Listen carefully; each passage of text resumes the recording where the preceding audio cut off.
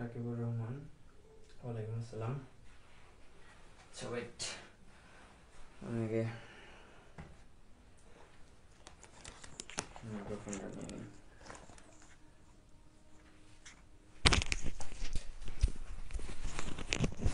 Hello everyone, আসসালামু আলাইকুম। Sorry for being late. আসলে আরেকটা ফোনে চার্জ দিতে ভুলে গেছি।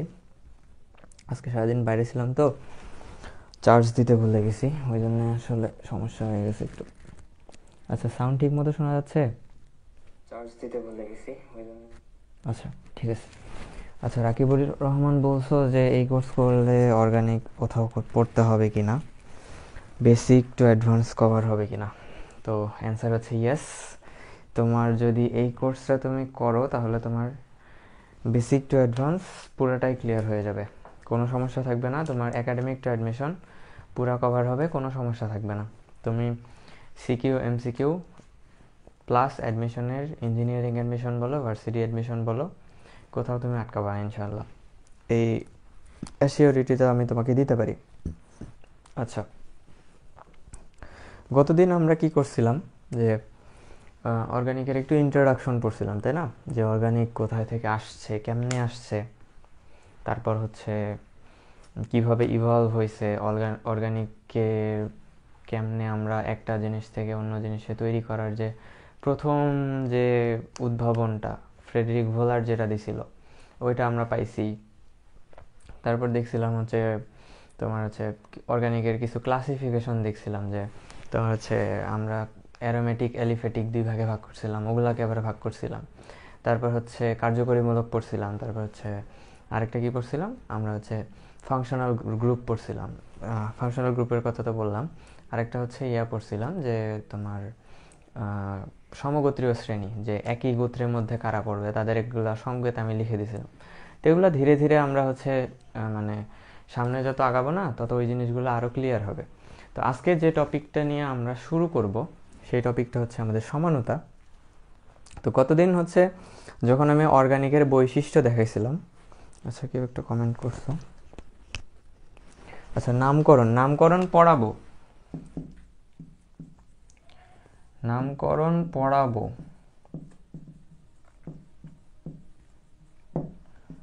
সবার শেষে।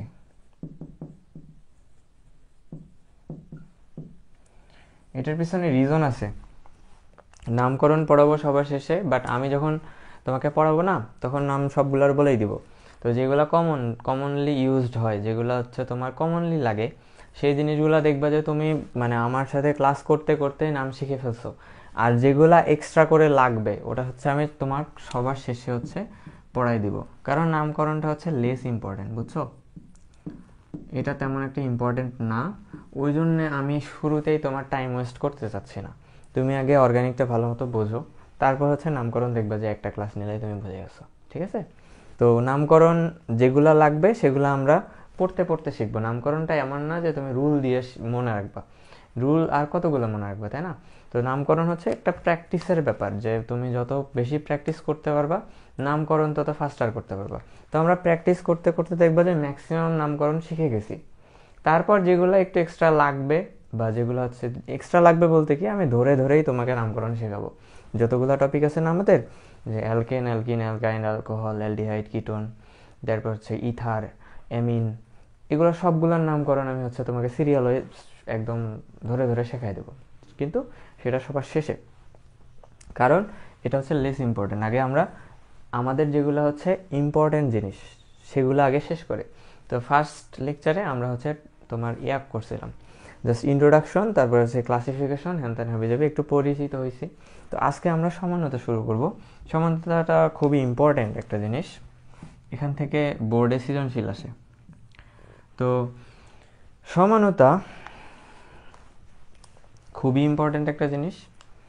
তো আজকে আমাদের টপিক হেডিং হচ্ছে সমানতা। আজকে আমরা সমানতা দিয়েই শুরু করব, এবং সমানতা যেহেতু একটা বড় জিনিস, আমাদের হয়তো বা 2টা ক্লাস বা 1.5টা ক্লাস লাগবে এটার উপর। তো দেখা যাক আজকে কত দূর শেষ করা যায়। তো আজকে আমরা শুরু করতেছি হচ্ছে সমানতা। তো সমানতা গতদিন তোমাদের একটু বলছিলাম আমি, তাই না? গতদিন একটু বলছিলাম যে এরকম যে অর্গানিক কম্পাউন্ডের বৈশিষ্ট্য বলছিলাম এরা সমানতা প্রদর্শন করে। তো সমানতা জিনিসটা কি? তো আমাদের টপিক হেডিং হচ্ছে সমানতা।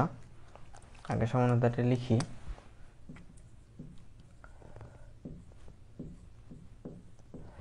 তো সমানতা জিনিসটা হচ্ছে যাদের হচ্ছে আণবিক সংকেত সেম, আণবিক সংকেত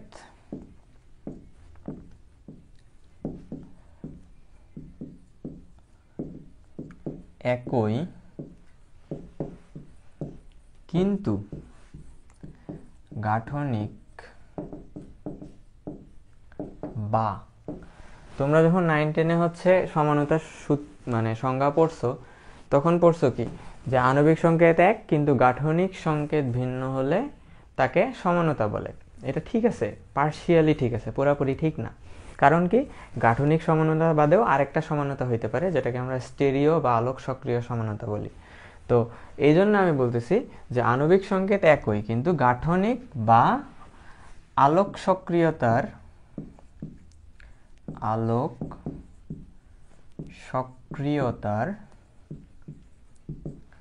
ভিন্নতার কারণে যদি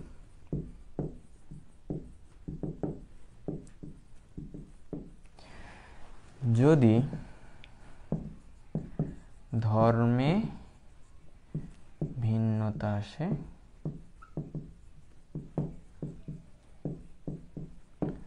তবে তাদেরকে আমরা একে অপরের সমানু বলি। একে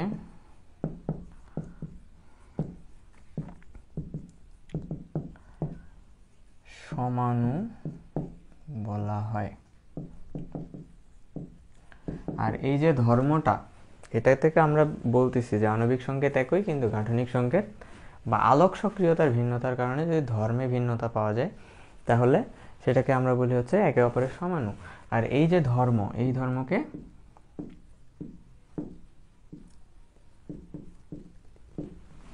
সমানতা বলে।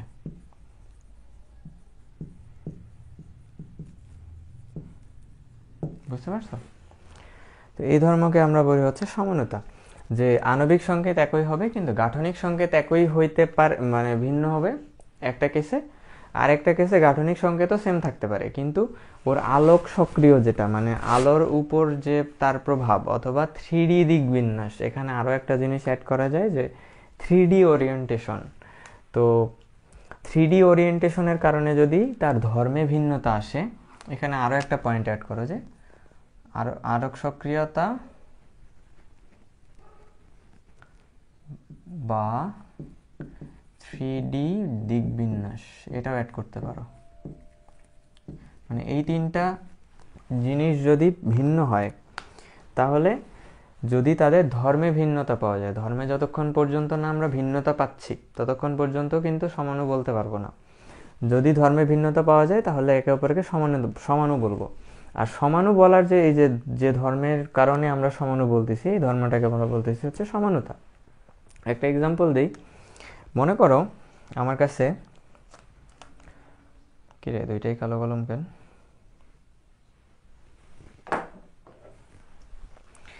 মনে করো আমার কাছে এইটা আছে,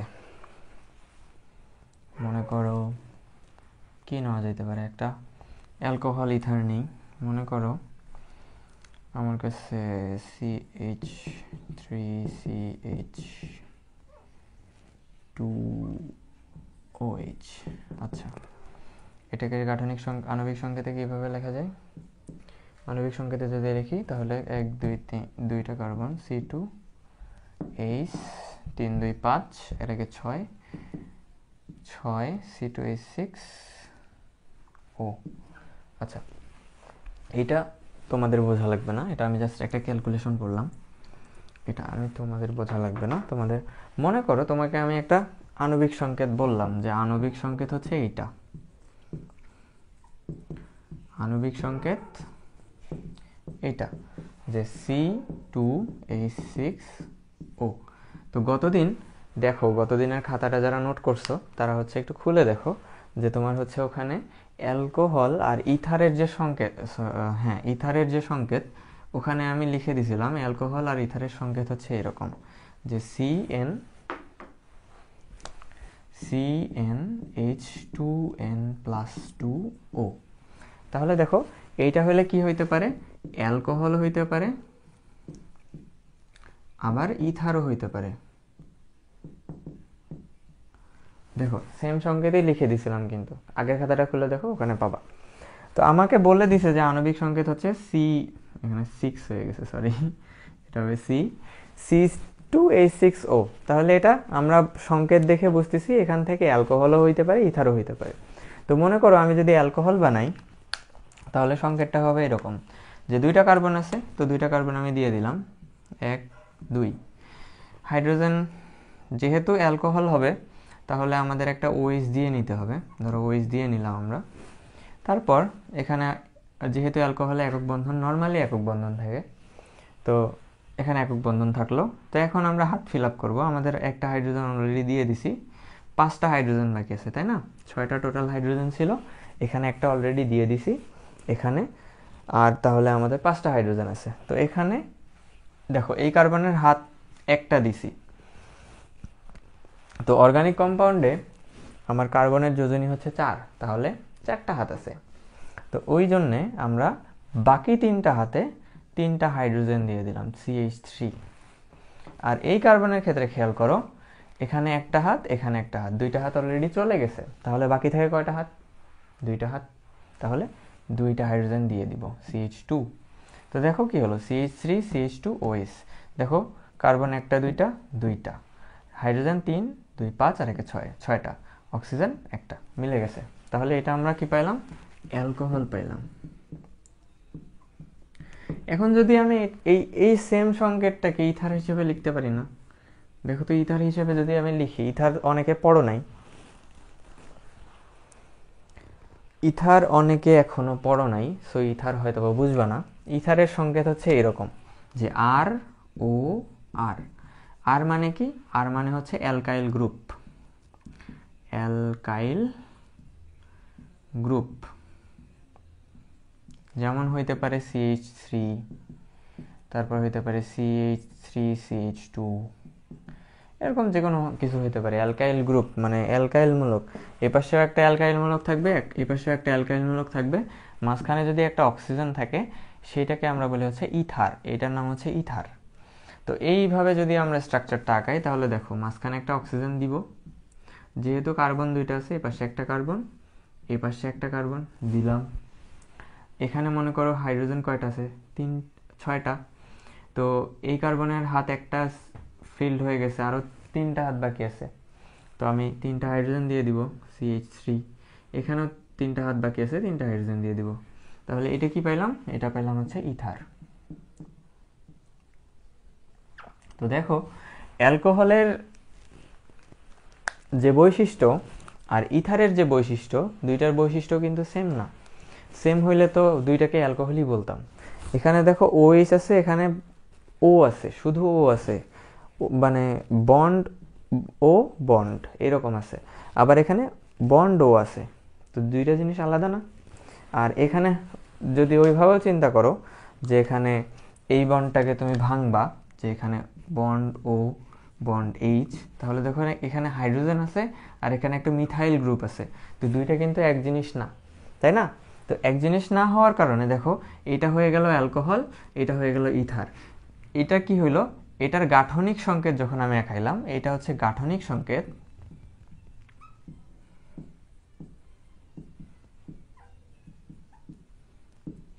তো গাঠনিক সংকেত যখন আমি আঁকাইছি, তখন দেখো এটা আণবিক সংকেতটা সেম, দুইটার জন্যই একই, কিন্তু গাঠনিক সংকেত আঁকানোর পর দেখলাম যে একটা পাওয়া যায় অ্যালকোহল, আরেকটা পাওয়া যায় ইথার। তাহলে অ্যালকোহল আর ইথারের মধ্যে ধর্মের ভিন্নতা আছে, এই যে ধর্মের ভিন্নতা আছে, তো ধর্মের যদি ভিন্নতা থাকে এবং আণবিক সংকেত যদি সেম হয়, তাহলে সেই দুইটাকে আমরা বলি হচ্ছে সমাণু। তাহলে অ্যালকোহল আর ইথার মানে এই দুইটা হচ্ছে পরস্পরের সমাণু, এরা হচ্ছে পরস্পরের সমাণু। আর এই যে বৈশিষ্ট্য এরা দেখাইলো, এই বৈশিষ্ট্যটাকে বলা হয় সমানুতা। বুঝতে পারছো? এই বৈশিষ্ট্যটাকে বলা হয় সমানুতা। তো এটা জাস্ট গাঠনিক দিয়ে দেখাইলাম। আমরা হচ্ছে তারপর আলোক সক্রিয়তাতে ঢুকবো, তারপর 3D দিকবিন্যাস এটাতেও ঢুকবো, সমস্যা নেই। তিনটাই বিস্তারিত পড়াশোনা হবে। জাস্ট এখানে এতটুক বুঝছো কিনা একটু জানো, যে আলো সমানুতা জিনিসটা কি, কেমনে কাজ করে, এই জিনিসটা আমি জাস্ট এখানে বোঝানোর চেষ্টা করছি। আর কিছু মাথায় ঢোকানো লাগবে না। তুমি এখানে হয়তো বা ইথার বুঝতে পারতেছো না, বাট নো প্রবলেম, কোনো সমস্যা নেই। এখানে জাস্ট মনে রাখো ইথারের সংকেত এরকম হয় যে মাঝখানে একটা অক্সিজেন থাকে, এই পাশে কিছু একটা থাকে, এই পাশে কিছু একটা থাকে, বুঝতে পারছো? তো ইথার 9-10-এও একটু টাচ পাইছিল হয়তো বা। তো ইথার নিয়ে আমরা সামনে পড়াশোনা করব। আর আমি বলছি যে অর্গানিকটা হচ্ছে কন্টিনিউয়াস পড়াশোনার মধ্যে রাখতে হয়। যে দেখো এখানে অলরেডি ইথার চলে আসছে, ইথারে তো আমি এখনো পড়াই নাই। গত ক্লাসেও কিন্তু বলছি এই কথা, যে ইথার যতক্ষণ না পড়াইতেছি ততক্ষণ তোমার কাছে এই জিনিসটা একটু ধোঁয়াশা থাকবেই। এটা আসলে করার কিছু নাই, তোমাকে ইথার পর্যন্ত ওয়েট করতে হবে, যে ইথার আমি পড়াই, তারপর তুমি এখানে এসে দেখো যে ঠিক আছে কিনা, বুঝতে পারছো? আচ্ছা, আশা করি বুঝতে পেরেছো। তো সমানুতাকে ইংলিশে বলা হয় আইসোমেরিজম।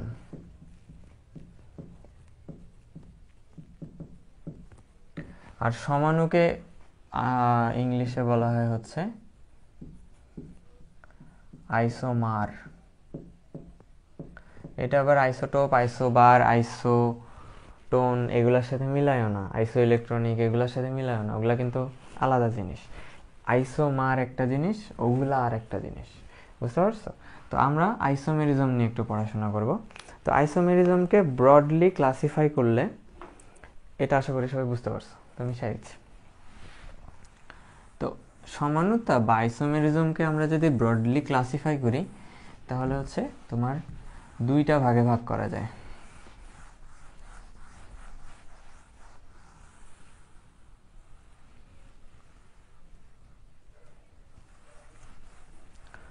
দুইটা ভাগে ভাগ করা যায়।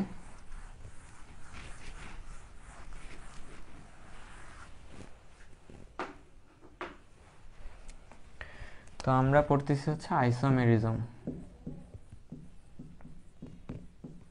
আমি একটু ইংলিশ টার্মসগুলো বেশি ইউজ করি, তো যখন হচ্ছে বোর্ডের খাতায় লিখবা বাংলাগুলো লিখিও, ইংলিশ অ্যাডমিশন ইউজ করতে পারো, বা অ্যাডমিশনের কোশ্চেন বোঝার ক্ষেত্রে দেখবে যে অ্যাডমিশনে তোমার ইংলিশের কোশ্চেন বাংলার পাশাপাশি রাখে।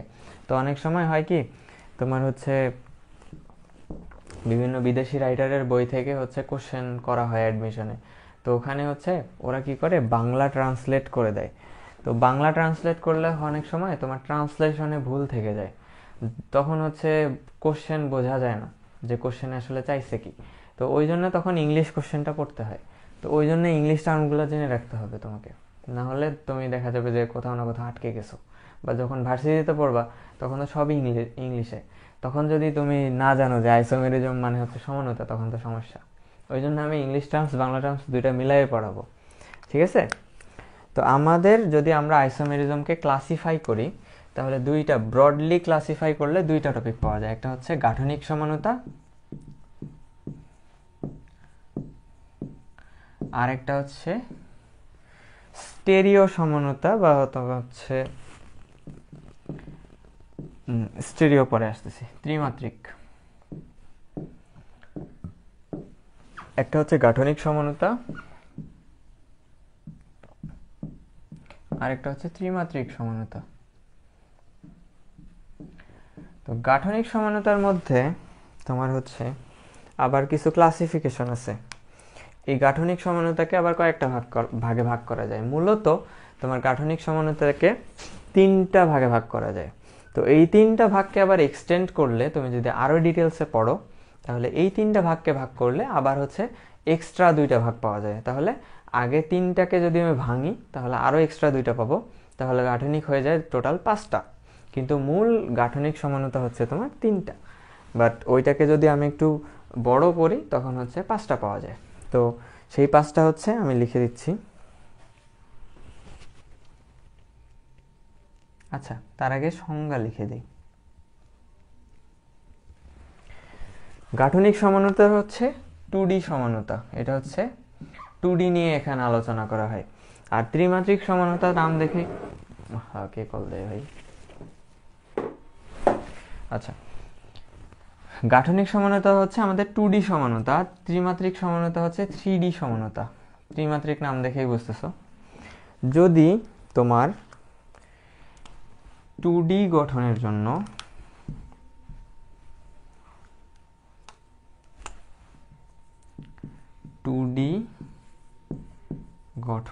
জন্য ধর্মের ভিন্নতা আসে,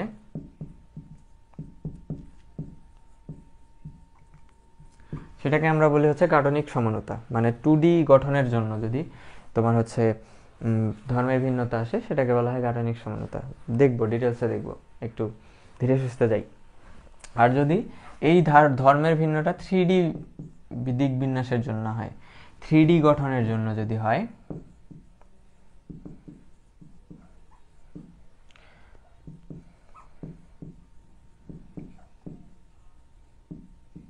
তখন সেটাকে আমরা বলি হচ্ছে ত্রিমাত্রিক সমানতা। ত্রিমাত্রিক সমানতা আমরা পরে করব, মানে আগে হচ্ছে গাঠনিক সম্বন্ধটা শেষ করব, দেন হচ্ছে ত্রিমাত্রিকে ঢুকবো। তো গাঠনিক সম্বন্ধটা আগে পড়ি। তো গাঠনিক সমানতাকে একটু আগে আমি বললাম যে আমরা যদি ব্রডলি ক্লাসিফাই করি, তাহলে এইটাকে তোমার হচ্ছে 5টা ভাগে ভাগ করা যায়। মানে গাঠনিক সমানতাকে ভাগ করা গেলে 5টা ভাগে ভাগ করা যায়। 1 নম্বরে হচ্ছে তোমার চেইন আইসোমেরিজম। বাংলাটা লিখে দেই, এটা হচ্ছে শিকল সমানতা। বাংলা সমানতাটা লিখলাম না। তারপর হচ্ছে তোমার 2 নম্বরে হচ্ছে পজিশনিং, তাই না? পজিশনিং।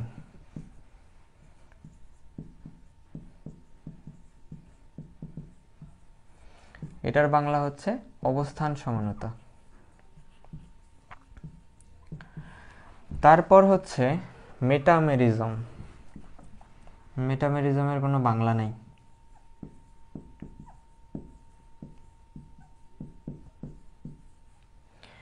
তারপর হচ্ছে তোমার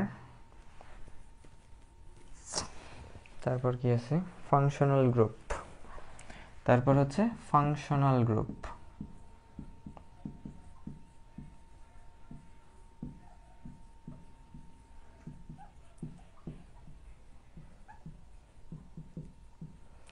এটা হচ্ছে কার্যকরীমূলক সমানতা।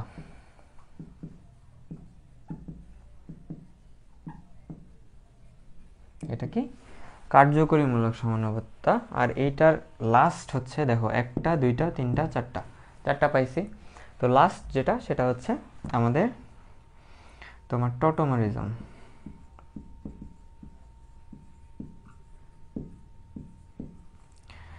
তো আমরা বলছিলাম যে গাঠনিক সমানতাকে ব্রডলি 3টা ভাগে ভাগ করা যায়। তো 3টা ভাগ কি কি? 1 নম্বর ভাগ হচ্ছে আমাদের শিকল সমানতা বা চেইন আইসোমেরিজম। 2 নম্বরে হচ্ছে পজিশনিং বা অবস্থান সমানতা। আর 3 নম্বরে হচ্ছে ফাংশনাল গ্রুপ আইসোমেরিজম। তাহলে তুমি এখন জিজ্ঞাসা করতে পারো, ভাইয়া যে মেটামেরিজম আর টটোমেরিজমের কি হইলো, এটা কই গেল, তাই না? এই কোশ্চেন তো আসতে পারে। এই মেটামেরিজম যেটা আছে, এটাকে পজিশনিংয়ের মধ্যে ঢুকানো যায়। আবার টটোমেরিজম যেটা আছে, এটাকে আবার ফাংশনাল গ্রুপের মধ্যে ঢুকানো যায়। এরা হচ্ছে, মেটামেরিজমটা হচ্ছে special type of positioning isomer বা আইসোমেরিজম, যেটাই বলো। আর টটোমেরিজমটা হচ্ছে special type of functional group isomerism. মানে এটা হচ্ছে এই পজিশনিংয়ের একটা ক্লাস হচ্ছে তোমার মেটামেরিজম, আবার ফাংশনাল গ্রুপের আর একটা ক্লাস হচ্ছে টটোমেরিজম। যখন আমরা ইন ডিটেলসে পড়বো, তখন এই জিনিসগুলো আরও ক্লিয়ার হয়ে যাবে। ঠিক আছে? তো এই জিনিসটা আশা করি সবাই বুঝতে পারছো যে গাঠনিক সমানতা হচ্ছে 2D গঠনের ভিন্নতার কারণে এই গাঠনিক সমানতা দেখা যায়। তো চেইন আইসোমেরিজম হইতে পারে, আমরা ইন ডিটেলস এগুলো সব পড়বো, কোনো সমস্যা নেই। চেইন আইসোমেরিজম হইতে পারে, পজিশনিং আইসোমেরিজম হইতে পারে, মেটামেরিজম হইতে পারে, ফাংশনাল গ্রুপ আইসোমেরিজম হইতে পারে, টটোমেরিজম হইতে পারে। তো প্রথমে আমরা হচ্ছে চেইন আইসোমেরিজম দিয়ে শুরু করব। ঠিক আছে? ভাই ফুল ক্লাস আপলোড দিয়েন। ভাই লাইভ নিচ্ছি, ফুল ক্লাস অটোমেটিক আপলোড হয়ে যাবে, কোনো সমস্যা নেই। আচ্ছা, ত্রিমাত্রিকটা আমরা পরে পড়ব। কি বলে, তোমার গাঠনিক সমানতা শেষ করে আমরা ত্রিমাত্রিকে ঢুকবো, তার আগে আমরা টুডিতে থাকবো। তো 2Dর আগে 5টা শেষ করি। তো প্রথমে আমরা আসতেছি হচ্ছে চেইন আইসোমেরিজম বা শিকল সমানতা। প্রথমে আমরা আসতেছি চেইন আইসোমেরিজম।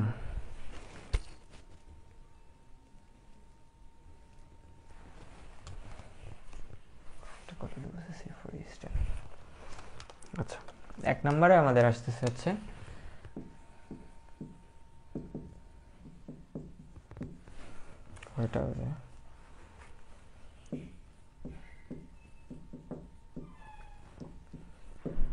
বা হচ্ছে শিকল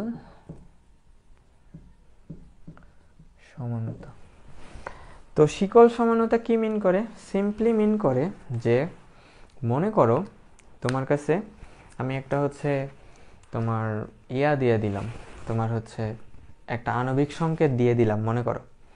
তো এই আণবিক সংকেতটাকে তুমি যদি শিকলটাকে ভিন্ন ভিন্নভাবে রিপ্রেজেন্ট করতে পারো এবং ওই শিকলগুলোর ভিন্নতার কারণে যদি তাদের ধর্মের ভিন্নতা আসে, তখন সেইটাকে বলা হয় চেইন আইসোমেরিজম।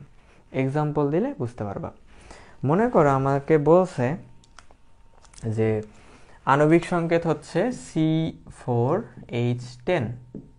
তো দেখো তো, গতদিন আমি কিছু সাধারণ সংকেত লিখে দিছিলাম না? তো প্রথম কাজ হচ্ছে সাধারণ সংকেতের সাথে মিলাবা আগে কোনটার সাথে মেলে। তারপর তোমাকে এখন এখানে বলে রাখি যে কোশ্চেন আসলে কিভাবে হয়, না হলে তো পড়ে লাভ নাই। যে কোশ্চেন যদি নাই বুঝতে পারি তাহলে পড়ে কেমনে লাভ হবে, তাই না? তো তোমাকে চেইন আইসোমেরিজম বা শিকল সমানতার ক্ষেত্রে এরকম একটা সংকেত দিবে, দিয়ে বলবে এটার চেইন আইসোমেরিজম গুলো তুমি বের করো। ঠিক আছে? তো মনে করো এই C4H10 আমাদের দিল। তো C4H10 আমাদের যখন দিছে তখন হচ্ছে আমরা দেখেই বুঝে গেছি যে এটা হচ্ছে একটা অ্যালকেন। কেমনে বুঝলাম?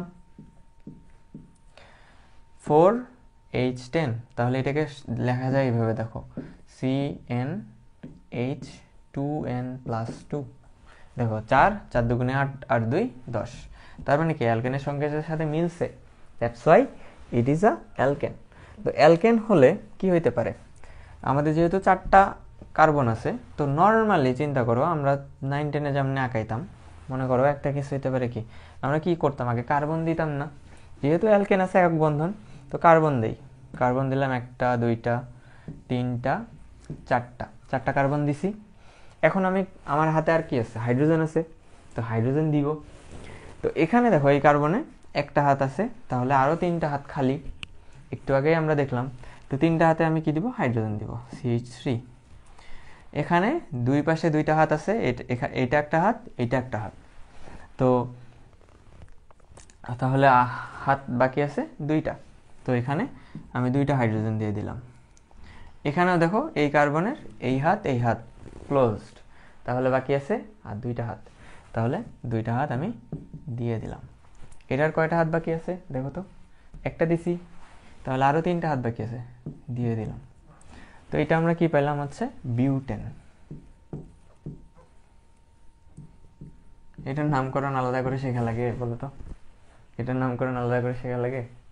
শেখা লাগে না, এমনিতে আমরা জানি তো। আর ওই যে বললাম না, নামকরণ কন্টিনিউয়াস অ্যাসেসমেন্টের মতো, আমরা পড়তে পড়তে দেখবা শিখে গেছি। কেউ একজন কমেন্ট করছো।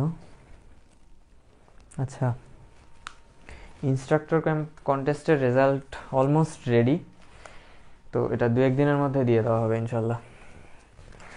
আচ্ছা, এখন দেখো এই চেইনটাকে বা এই শিকলটাকে আমি অন্যভাবে লিখতে পারি চাইলে, এইভাবে লিখতে পারি না।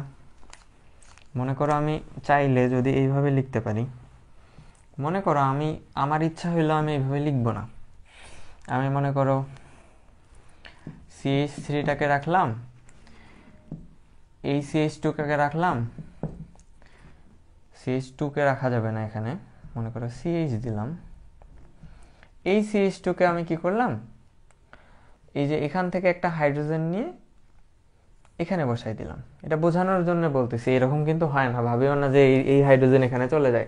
আমি বোঝানোর ক্ষেত্রে বলতেছি যে এরকম যৌগ এটাও ফর্ম হইতে পারে, এরকম যৌগও ফর্ম হইতে পারে। তো দেখো এখানে CH দিলাম, এখানে CH3 দিলাম, আর এখানে মনে করো CH3 দিলাম। দেখো এখন কিন্তু যৌগটা চেঞ্জ হয়ে গেছে। দেখো এখানেও কিন্তু 1টা 2টা 3টা 4টা কার্বন আছে, তারপর হাইড্রোজেন কয়টা আছে, 3টা 4টা, 4 3 7 3 10, তাহলে 4টা কার্বন 10টা হাইড্রোজেন। তাহলে এই স্ট্রাকচারটাও আমার ঠিক, এই স্ট্রাকচারটাও আমার ঠিক, কিন্তু এটা বিউটেন, কিন্তু এটা হচ্ছে দেখো নাম্বারিং যদি করি তাহলে 1 2 3, 2 নাম্বার কার্বনে একটা মিথাইল গ্রুপ আছে, তাহলে আমি বলতে পারি 2 মিথাইল, 3 কার্বনের চেইন, তাহলে আমরা বলতে পারি প্রোপেন। এখন তুমি বলো বিউটেন আর প্রোপেনের বৈশিষ্ট্য কি সেম হবে? বিউটেন আর প্রোপেনের বৈশিষ্ট্য তো সেম হবে না। তার মানে কি, এদের আণবিক সংকেত সেম, আণবিক সংকেত সেম, কিন্তু গাঠনিক সংকেত দেখো এটা একরকম, এটা আর এক রকম, তাহলে এরা একে অপরের সমাণু। তো এই যে সমাণুটা কেন হইল, সমাণুটা হইল শিকলের ভিন্নতার কারণে। এর যে মেইন শিকল, এই মেইন শিকলে কার্বন ছিল 1টা 2টা 3টা 4টা, কিন্তু এর যে মেইন শিকল, আমি বলতেছি না, আবারও বলতেছি কিন্তু, যে এই হাইড্রোজেন কিন্তু এখানে যায় নাই, আমি বোঝানোর জন্য বলতেছি। এভাবেও যৌগটা তৈরি হইতে পারে, এভাবেও যৌগটা তৈরি হতে পারে। তো এইভাবে যদি যৌগটা তৈরি হয় তাহলে সেটাকে আমরা বলতেছি হচ্ছে বিউটেন, আর যদি এইভাবে যৌগটা তৈরি হয় তাহলে নাম্বারিং করে আমরা দেখলাম এটা হচ্ছে 2 মিথাইল প্রোপেন। বুঝতে পারছো? তো দেখো বিউটেন আর 2 মিথাইল প্রোপেনের বৈশিষ্ট্য তো সেম হবে না। তার মানে কি, আণবিক সংকেত এক কিন্তু গাঠনিক সংকেত আলাদা। আর কোন গাঠনিক সংকেতটা আলাদা? গাঠনিক সংকেত আলাদা হওয়ার পিছনের কারণ হচ্ছে তার শিকল আলাদা। দেখো এটাতে মেইন শিকলে 4টা কার্বন, এটাতে মেইন শিকলে হচ্ছে তোমার 3টা কার্বন। এই শিকলের ভিন্নতার কারণে যে তোমার চেঞ্জটা আসতেছে, তোমার যে সমানতা তৈরি হচ্ছে, সেই সমানতাটাকে আমরা বলি হচ্ছে চেইন আইসোমেরিজম। বুঝতে পারছো? আশা করি ক্লিয়ার করতে পারছি, হোপফুলি। তো আরেকটা এক্সাম্পল দেখাই, এটা বন্ড লাইনে দেখাবো। আরেকটা কোন এক্সাম্পল দেওয়া আছে, মনে করো এরকম একটা স্ট্রাকচার দেওয়া আছে আমাদের C4H10O। তো অ্যাট ফার্স্ট আমাদের আগে আইডেন্টিফাই করতে হবে এটা কি হইতে পারে। গতদিন কিন্তু আমি সংকেত লিখে দিছি, সংকেত দেখে বুঝতে হবে যে আমার কি বের করতে বলছে। তো দেখো এটা হচ্ছে C4H10O। অক্সিজেন থাকা মানে কি, তোমার হয় অ্যালকোহল ইথার হবে, অথবা অ্যালডিহাইড কিটোন হবে, অথবা হচ্ছে তোমার অ্যাসিড হবে। গতদিন লিখে দিছি এগুলা। তো এখন কোনটার সাথে যায় দেখো তো, 4টা থেকে 10টা হয়েছে, তার মানে কি 4 4 দুগুণে 8 আর 2 10, তার মানে হচ্ছে স্ট্রাকচারটা হচ্ছে এরকম যে CnH2n+2O। দেখো গতদিন লিখে দিছিলাম এটা হচ্ছে অ্যালকোহল আর হচ্ছে ইথারের সংকেত। তো যেহেতু আমাদের প্রশ্নে এরকম বলে দিবে যে তুমি শিকল সমানতা দেখাও, এখানে হয়তো বা স্পেসিফিক্যালি তোমাকে বলে দিতে পারে যে এই অ্যালকোহলের শিকল সমানতা দেখাও। তো আমরা ধরো অ্যালকোহলের শিকল সমানতা দেখাচ্ছি। তো এইটার অ্যালকোহলের স্ট্রাকচার যদি নর্মালি আমি আঁকাইতে চাই তাহলে দেখো কেমনে আঁকাইতে পারি। 1টা কার্বন, 2টা কার্বন, 3টা কার্বন, 4টা কার্বন আছে, 4টা কার্বন, তারপর আছে হচ্ছে যেহেতু অ্যালকোহল অবভিয়াসলি OH হবে, তো OH দিলাম। এখন হাইড্রোজেন ফিল আপ করবো। এখানে কিন্তু শর্টে করতেছি, এত ডিটেলসে তোমাদের মনে হয় না পড়ানো লাগবে। তো এখানে 3টা হাইড্রোজেন, এখানে 2টা হাইড্রোজেন, এখানে 2টা হাইড্রোজেন, এখানে 2টা হাইড্রোজেন। তো দেখো এইভাবে আমি লিখতে পারি। আবার এই সেম স্ট্রাকচারটাকে আমি এইভাবেও লিখতে পারি। CH3, মনে করো CH2,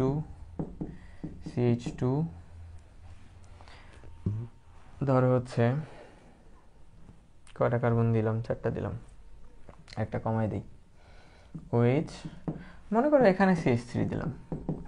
দেখো এখানে চেইন ছিল কয়টা, 1 2 3 4, 4 কার্বনের চেইন ছিল। এখানে ওই চেইনটাকে আমি কয় কার্বনে শিফট করছি, 3 কার্বনে, 1 2 3 কার্বনে। তো আবার এইটাকে আমি এইভাবেও লিখতে পারি, নিচে আশা করি দেখা যাচ্ছে। মনে করো CH3 C CH2 না CHC OH ধরো OH, আর এখানে আমি ধরো দিলাম হচ্ছে CH3 আর উপরে দিলাম CH3। দেখো আমি যে 3টা স্ট্রাকচার লিখছি না, এখানে একটা, এখানে একটা, এখানে একটা, প্রত্যেকটাতে দেখো তুমি হচ্ছে যদি হিসাব করো তাহলে দেখবে যে 4টা কার্বন আছে, 10টা হাইড্রোজেন আছে, 1টা অক্সিজেন আছে, 3টা স্ট্রাকচারেই আছে। কিন্তু এটাতে তোমার চেইনে আমাদের কার্বন সংখ্যা হচ্ছে 4টা, এখানে চেইনে কার্বন সংখ্যা 3টা, এখানে চেইনে কার্বন সংখ্যা 1টা 2টা। আর ধরো হচ্ছে যেহেতু আমরা এই মেইন চেইনটা কনসিডার করি, ওই চলা চেইনটা কনসিডার করি, তাহলে আমাদের কার্বন হচ্ছে এখানে 2টা। তো দেখো চেইনের হিসাব যদি আমি করি তাহলে চেইনের কারণে এইটা এক ধরনের অ্যালকোহল, এটা 4 কার্বনের অ্যালকোহল, এটা 3 কার্বনের অ্যালকোহল, এটা হচ্ছে 2 কার্বনের অ্যালকোহল। তুমি বলো যে 4 কার্বনের অ্যালকোহলের সাথে 2 কার্বনের অ্যালকোহল কি মিলবে? বা তোমার হচ্ছে 3 কার্বনের অ্যালকোহল কি মিলবে? মিলবে না। তো মিলতেছে না কেন? মিলতেছে না কারণ হচ্ছে তাদের শিকল, যে মেইন চেইন, যেটা মেইন চেইনে হচ্ছে তোমার কার্বনের সংখ্যার ভিন্নতা। কিন্তু আমাদের যেটা আণবিক সংকেত দিয়ে দিছে সেটা কিন্তু আমরা চেঞ্জ করি নাই। প্রত্যেকটাতে দেখবা 4টা কার্বন আছে, 10টা হাইড্রোজেন আছে, 1টা অক্সিজেন আছে। তো এই যে শিকলের ভিন্নতার কারণে তাদের কি হচ্ছে, তোমার ধর্মের ভিন্নতা আসতেছে। তো এই জন্যে আমরা এদেরকে বলতেছি হচ্ছে চেইন আইসোমেরিজম বা শিকল সমানতা। বুঝতে পারছো? বুঝতে পারলে একটু ডান কমেন্ট করিও।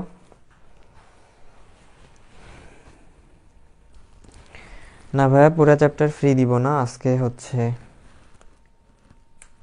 আজকের ক্লাসটাই ফ্রিতে লাস্ট। না হলে যারা এনরোল করছে তাদের প্রতি অন্যায় করা হবে। অলরেডি 2টা দেওয়া উচিত হয় নাই আমার, বাকিগুলো দিলে অন্যায় করা হয়ে যাবে, ওই জন্য দিব না। তো এটা আশা করি সবাই বুঝতে পারছো। রিভিউ করি চেইন আইসোমেরিজম কেন বলতেছি, যে শিকলে যদি কার্বনের সংখ্যার ভিন্নতার কারণে যদি ধর্মে ভিন্নতা আসে, আমরা যদি শিকল চেঞ্জ করে ধর্মে ভিন্নতা নিয়ে আসতে পারি, তাহলে সেটাকে বলা হয় চেইন আইসোমেরিজম। তো আমাকে কোশ্চেন এরকম একটা সংকেত দিয়ে দিবে, দিয়ে বলবে যে চেইন আইসোমেরিজম দেখাও। অথবা MCQতে জিজ্ঞাসা করতে পারে যে এইটার কয়টা চেইন আইসোমেরিজম পসিবল। তখন তোমাকে এইভাবে বের করতে হবে যে আমরা এখানে কয়টা পেয়েছি, 1টা 2টা 3টা। তখন অপশনে দেখবা 3 অপশন আছে, 3 1 2 3 4 লেখা আছে, তখন 3 নাম্বার যেটা 3ওয়ালা অপশন আছে ওইটা দাগাই দিতে হবে। বুঝতে পারছো? এইভাবে হচ্ছে আমাদের কোশ্চেন আসতে পারে। তো ঠিক আছে, এটা আমরা আশা করি বুঝতে পারছি, চেইন আইসোমেরিজম আমরা বুঝতে পারছি। তো আমাদের 2 নাম্বার যে আইসোমেরিজমটা ছিল এটা আমি মুছে দিচ্ছি, আর একটু রেস্ট নিই। দাঁড়ায় দাঁড়ায় ক্লাস নিতে গেলে খুবই এনার্জি খরচ হয়, তার উপর আজকে সারাদিন টায়ার্ডনেসে গেছে। আচ্ছা, আমাদের 2 নাম্বার যে আইসোমেরিজম সেটা হচ্ছে পজিশনিং।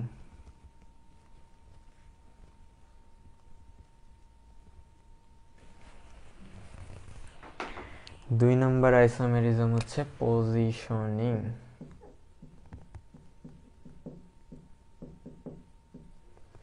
যেটাকে আমরা বাংলায় বলি হচ্ছে অবস্থান সমানতা।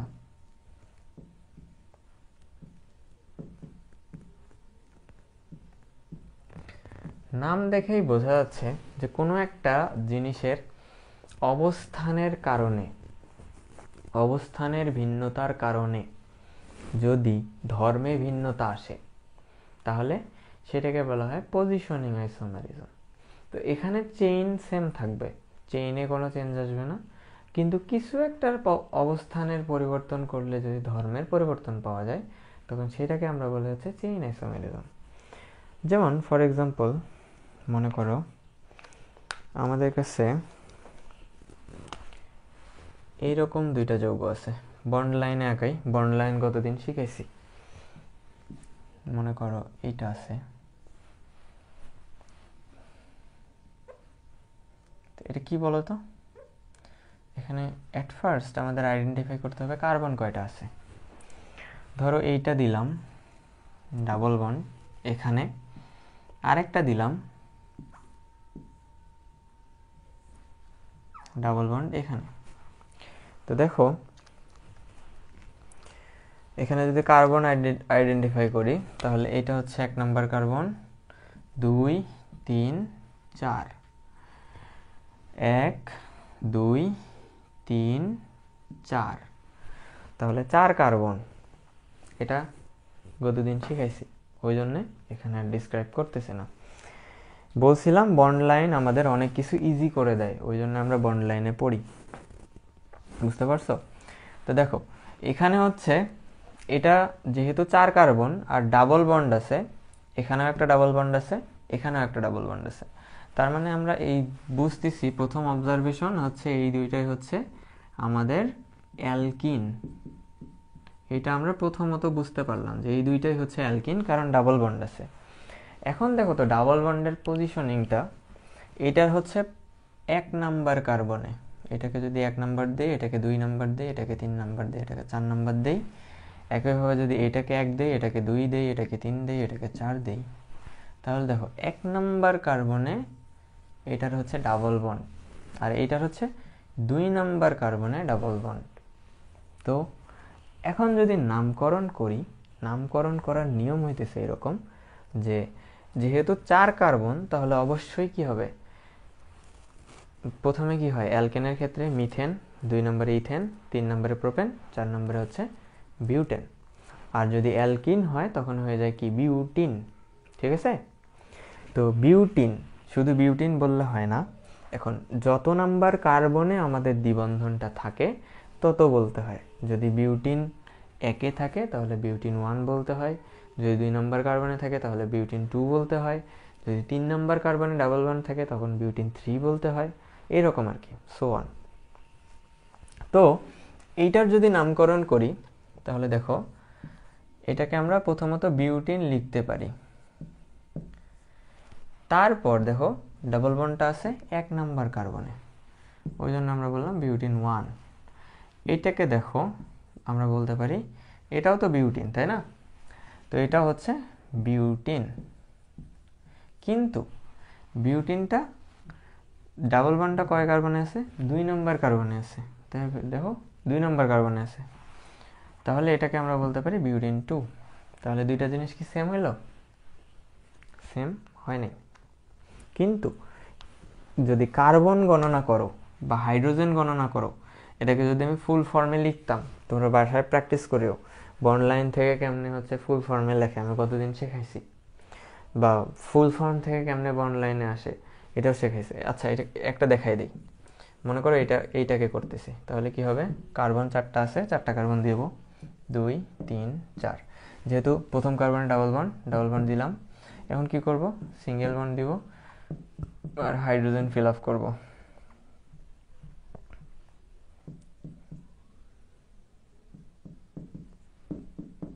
এটা হচ্ছে আমার সংকেত। তো এটাকে আমি এইভাবে রিপ্রেজেন্ট করছি। একইভাবে যদি এটাকে করো তাহলে কি পাবা, CH double bond CH bond CH2 CH3। দেখো দুইটার চেইনে তোমার হচ্ছে চেইনে কিন্তু 4টা করে কার্বন আছে, এটারও চেইনে 4টা কার্বন, এটারও চেইনে 4টা কার্বন, কিন্তু এখানে একটা ভুল হয়ে গেছে, এটা হবে CH2 CH double bond CH2 CH3, এখানে ঠিক আছে? হ্যাঁ ঠিক আছে।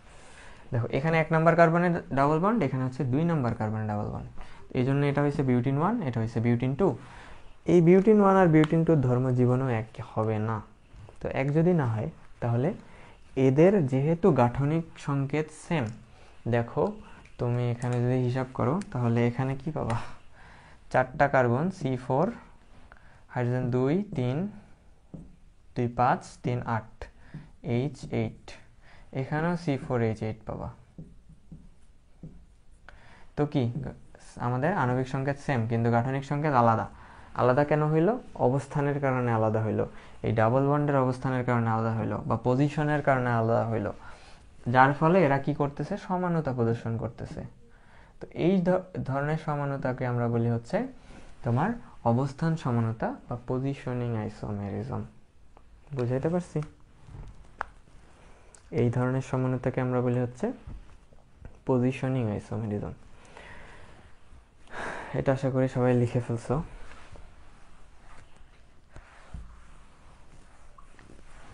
তারপর হচ্ছে আরেকটা এক্সাম্পল দেখে ক্লিয়ার হয়ে যাবে।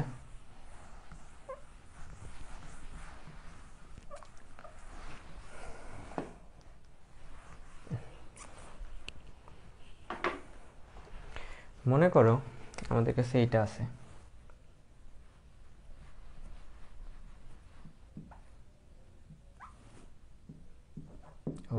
এটা আছে একটা, আরেকটা মনে করো এটা আছে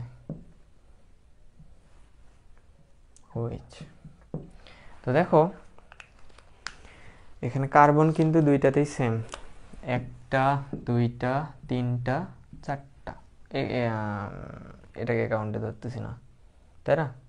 এটাকে তো কাউন্টে ধরা যাবে না, কারণ হচ্ছে এইটার সাথে ওইচ অ্যাটাচ হয়ে আছে,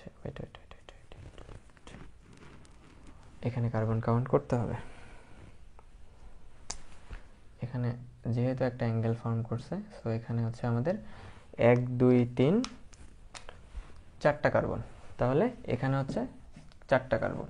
এখানে দেখো কয়টা কার্বন, 1টা 2টা 3টা 4টা, তাহলে এখানে হচ্ছে 4টা কার্বন। কিন্তু দেখো তো ওএইচটা আছে, এটা যদি এইটাকে 1 নাম্বার কার্বন ধরি, আবার এখানেও যদি এটাকে 1 নাম্বার কার্বন ধরি, তাহলে এখানে এটা হচ্ছে 2 নাম্বার কার্বন, এটা হচ্ছে 2 নাম্বার কার্বন, তাই না? এখানে ওএইচটা আছে 1 নাম্বার কার্বনে, এখানে ওএইচটা আছে হচ্ছে 2 নাম্বার কার্বনে, তো দুইটাকে সেম হইল? দুইটাকে সেম হইল? সেম হইল না। সেম যদি না হয়, কিন্তু এখানেও 4টা কার্বন, এখানেও 4টা কার্বন, তবে হাইড্রোজেন বের করে দেখবা হাইড্রোজেনও সেম হবে, তাহলে আণবিক সংকেত সেম কিন্তু গাঠনিক সংকেত আলাদা। এই গাঠনিক সংকেত আলাদা হওয়ার জন্য এরা হচ্ছে পজিশনিং আইসোমার।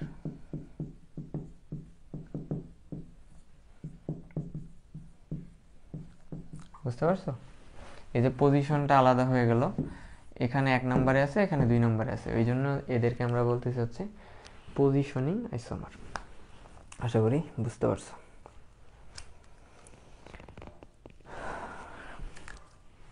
এরপর একটা কোশ্চেন আসে যে বেনজিনের অবস্থান সমানতা কয়টি দেখাইতে বলে।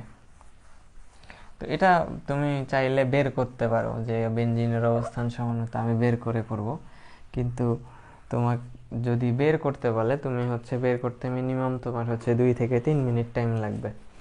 তো এটা বেটার হয় যে তুমি মুখস্থ করে রাখো যে বেনজিনের অবস্থান সমানতা, এটা তুমি হচ্ছে বেটার হয় যে মুখস্থ করে রাখো। কারণ কি, তোমার হচ্ছে এক্সামে তো আর অত টাইম পাবা না, একটা এমসিকিউর জন্য কত টাইম পাবা, ডিইউতে 36 সেকেন্ড টাইম পাওয়া যায়।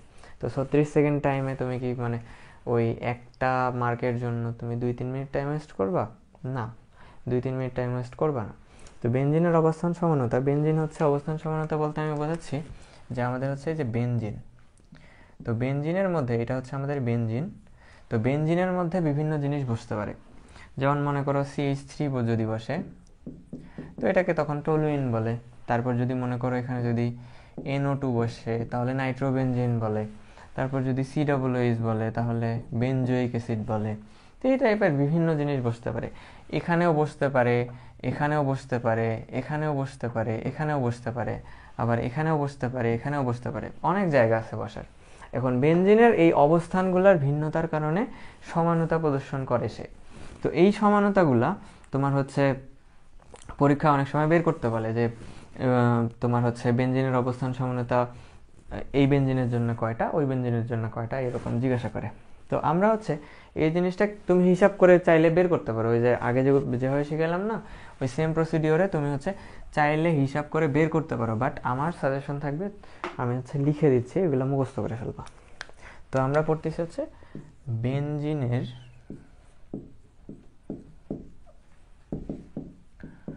অবস্থান সমানতা। তো আমরা ধরে নিলাম যে বেনজিনের যে রিংটা আছে এটা হচ্ছে আমাদের বেনজিন রিং।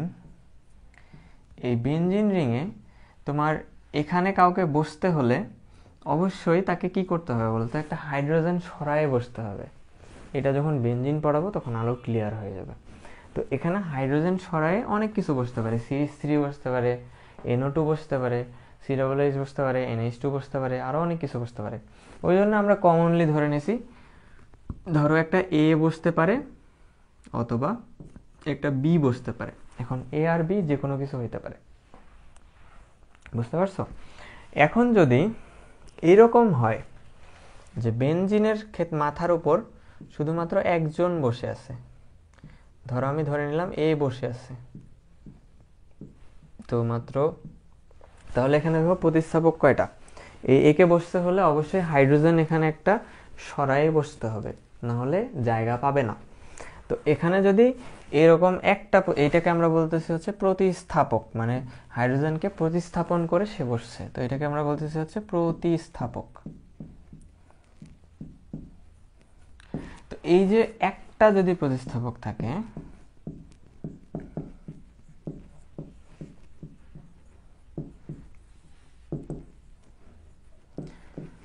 তোমার সমানতা হবে হচ্ছে নাই। কারণ কি? তুমি দেখো এই বেনজিনটাকে তুমি ঘুরাও, তোমার হচ্ছে বেনজিন যখন পড়বো তখন দেখবে যে বেনজিনের আসলে একটা যদি প্রতিস্থাপক থাকে, ওটা কোন জায়গায় বসে আছে ওটা ম্যাটার করে না। এখানেও বসে থাকলে যে জিনিস, এখানে বসে থাকলেও একই জিনিস, এখানে বসে থাকলেও একই জিনিস, এখানে বসে থাকলেও একই জিনিস। ওই জন্য যদি একটা প্রতিস্থাপক তোমাকে বলে দেয় যে বেনজিনের একটা প্রতিস্থাপক আছে, তাহলে সমানতা কয়টা বা সমাণু কয়টা, তখন আমাদের সমানতা নাই। কিন্তু যদি এরকম হয়, মনে করো আমাদের কাছে দুইটা প্রতিস্থাপক আছে, বেনজিন আঁকাইলাম, এখানে মনে করো A আছে, এই পজিশনে বা যে কোনো একটা পজিশনে A অথবা B, মানে দুইটি প্রতিস্থাপক থাকলে তার সমাণু সংখ্যা হচ্ছে তোমার 3টি, মানে 3টা সমাণু সম্ভব। তারপর দুইটা প্রতিস্থাপক আছে ভালো কথা, কিন্তু দুইটা প্রতিস্থাপক যদি এরকম হয় যে তোমার হচ্ছে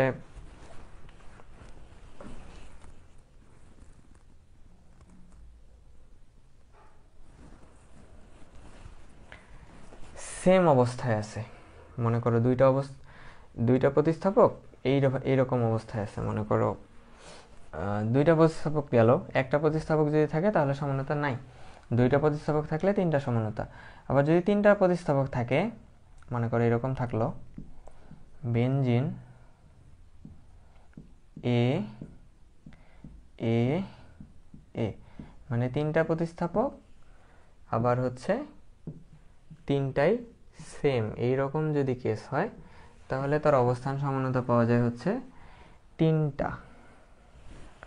আবার যদি এরকম হয় যে বেনজিন আছে, প্রতিস্থাপক 2টা সেম, একটা আলাদা, 3টা প্রতিস্থাপকই আছে কিন্তু 2টা সেম একটা আলাদা, তখনও তোমার হচ্ছে সমানতা সম্ভব 3টা। আর যদি 3টাই আলাদা হয়, মনে করো এইরকম থাকলো, এটা আশা করি দেখা যাচ্ছে তাই না, নিচের জায়গা আছে, মনে করো A থাকলো,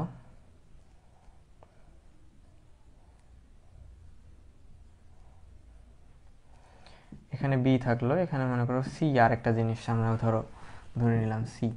তো এই যে 3টাই যদি ভিন্ন হয় তখন অবস্থান সমানতা হয় 10টা। সবই বাংলায় লিখলাম, আহা এখানে একটা ভুল করে ফেলছি, তাই তো একটু খসখস করতেছিল। এটা হচ্ছে 6টা হবে আর এখানে হবে 10টি। একটু সামারাইজ করে দেই, যদি একটা প্রতিস্থাপক থাকে তাহলে কোনো সমাণু সম্ভব না, যদি দুইটা প্রতিস্থাপক থাকে তাহলে 3টা সমাণু সম্ভব, যদি 3টা প্রতিস্থাপক থাকে এবং 3টা প্রতিস্থাপক যদি সেম হয় তাহলে 3টা সমাণু সম্ভব, আর যদি 3টা প্রতিস্থাপক থাকে 2টা সেম হয় আর একটা ভিন্ন হয় তাহলে 6টা প্রতিস্থাপক সম্ভব, আর যদি 3টা প্রতিস্থাপকই ভিন্ন হয় তাহলে 10টা সমানো সম্ভব। এখন তুমি বলো যে এক্সাম হলে মনে করো তোমাকে এইটা দিয়ে রাখছে, তো এইটা দিয়ে তোমাকে বলছে যে কয়টা সমানো সম্ভব, তুমি কি ওখানে হিসাব করে বের করবা 10টা? তোমার হাতে কি অত সময় আছে? অত তো সময় নাই, তাই না? তো ওই জন্যে এই জিনিসগুলো মনে রাখবা যে নাই, 3টা 3টা 6টা 10টা, এইভাবে মনে রাখবা। ঠিক আছে, এটা আশা করি বুঝতে পারছো। অবস্থান সমানতা আই গেস ক্লিয়ার। আচ্ছা, আমরা একটু সামনে আগাই।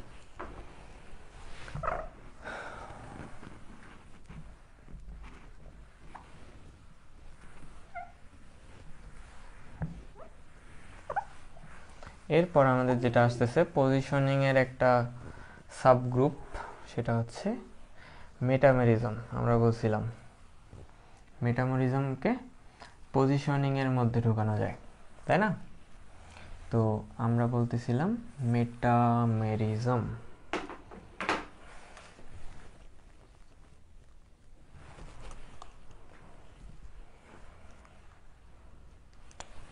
এবারের টপিক হচ্ছে মেটামেরিজম।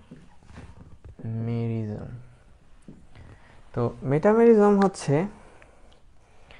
অবস্থান সমানতাতে কি পড়ছি, অবস্থান ভিন্ন হইতে হবে।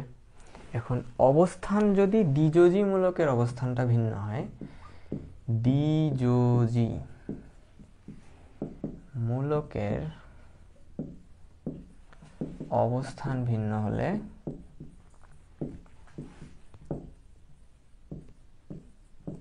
তখন সেটাকে বলা হয় মেটামেরিজম। দ্বিযোজীমূলক কারা? যেমন অক্সিজেন, কমনলি যেটা আমরা পড়ি অর্গানিক কেমিস্ট্রিতে, অক্সিজেন। যেমন মনে করো তোমার হচ্ছে এইটা, যে ও বন্ড ও, এটা হচ্ছে ইথারে পাওয়া যায়। আবার এরকম হতে পারে সি ডবল বন্ড ও, এই পাশে মনে করো দুইটা হাত থাকলো, এই দুইটা হচ্ছে দ্বিযোজীমূলক। দেখো দুইটা যোজনী আছে, এরও এই অক্সিজেনেরও দুইটা যোজনী আছে। এদের যদি অবস্থানের ভিন্ন হয়, মানে অবস্থান যদি ভিন্নতা পাওয়া যায়, তাহলে সেটাকে বলা হয় তোমার হচ্ছে মেটামেরিজম। তো এটাও এক কাইন্ড অফ, মানে ওয়ান কাইন্ড অফ অবস্থান সমানতা, কিন্তু যেহেতু দ্বিযোজীমূলকের অবস্থান ভিন্নতা হচ্ছে, ওই জন্য আমরা একটা স্পেশাল নাম দিছি যে এটা হচ্ছে মেটামেরিজম। যেমন ফর এক্সাম্পল আমরা দিতে পারি এরকম, মনে করো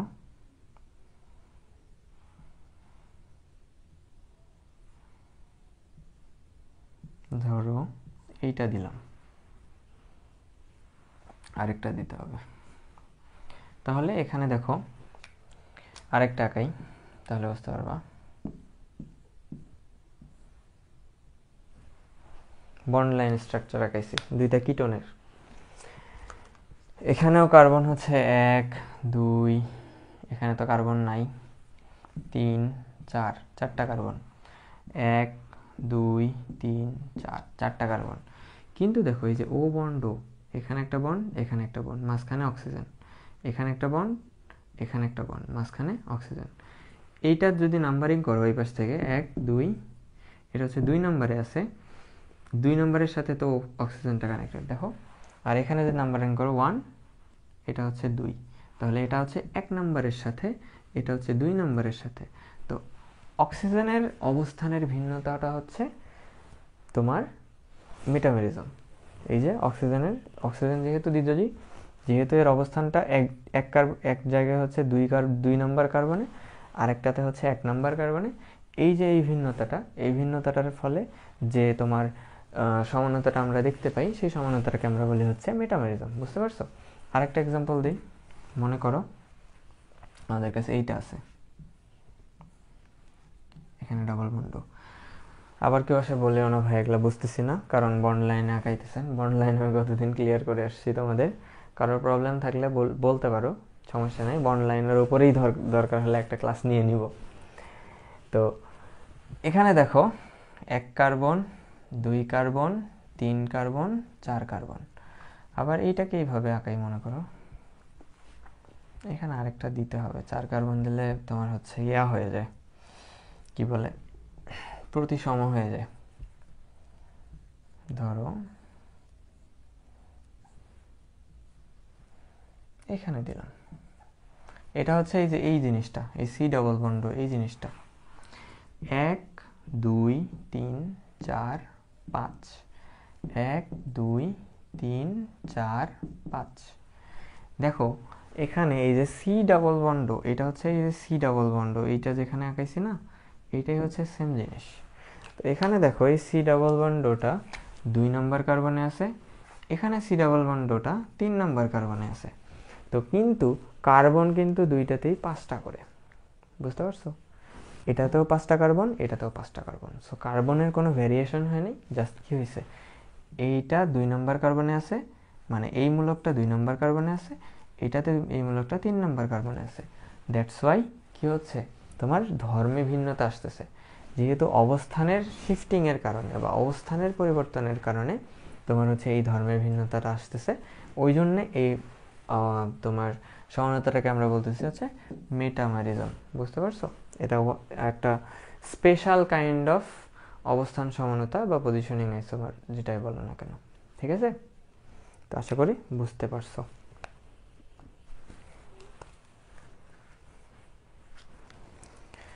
আচ্ছা,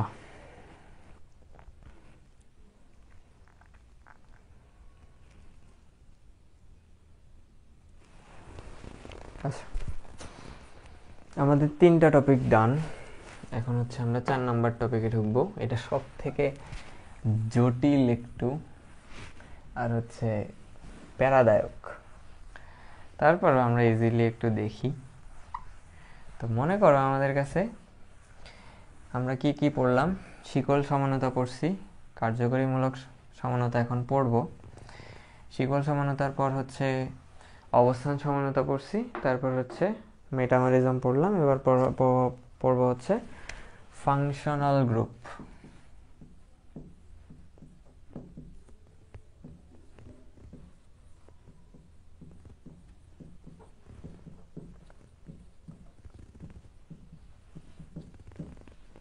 এটার বাংলা হচ্ছে, দেখা যাচ্ছে তাই না? দেখা যাচ্ছে, কার্যকরীমূলক সমানতা।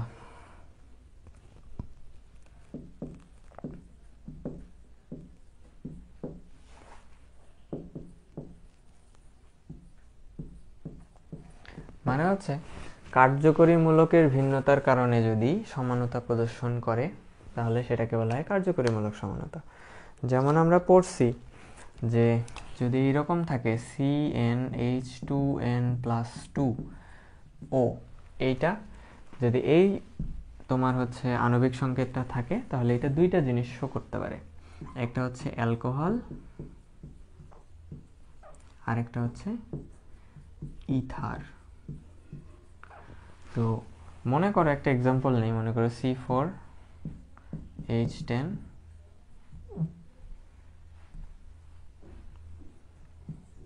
ও। দেখো এটা এই স্ট্রাকচারের সাথে মেলে, তাহলে অ্যালকোহল হইতে পারে, ইথার হইতে পারে। একটু আগে এই জিনিসটাই দেখছি। তো কি হইতে পারে, CH3 CH2 CH2,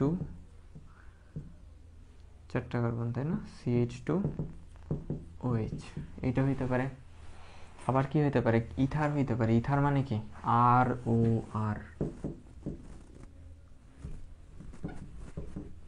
ROR, এই যে কোনো একটা কার্বনের মাঝখানে অক্সিজেন দিয়ে দাও। ধরো আমি এইভাবে দিলাম CH3CH, এখানে যদি বন্ড দেই তাহলে দুইটা দিতে হবে, 2O বন্ড CH2CH3। এটা হচ্ছে আমার অ্যালকোহল, এটা হচ্ছে আমার ইথার। দেখো কার্যকরীমূলক সমানতা, গতদিন কার্যকরীমূলক পড়াইছি না, যে যেটা হচ্ছে গ্রুপে থাকবে বা চেইনে থাকবে এবং ধর্ম নির্ধারণ করে দিবে। তো এখানে চেইনে কি আছে, OH মূলকটা আছে। গতদিন বেশ একটা লম্বা লিস্ট ধরাই দিয়েছিলাম না? তো লম্বা লিস্ট ধরাই দিয়ে বলছিলাম যে এইটা মানে এটা থাকলে এটা হয়, ওইটা থাকলে এটা হয়, বা একসাথে দুইটা থাকলে কোনটার পাওয়ার বেশি হবে, ওগুলো সব কিন্তু গত ক্লাসে একদম ডিটেলসে করাই দিছি। তো এখন দেখো এটাতে OH আছে, এটাতে বন্ড ও আছে। তো এটা হচ্ছে কিটোনের সংকেত, কিটোন আমরা সামনে পড়বো, অ্যালকোহলও পড়বো, সরি কিটোন কেন বলতেছি, ইথার।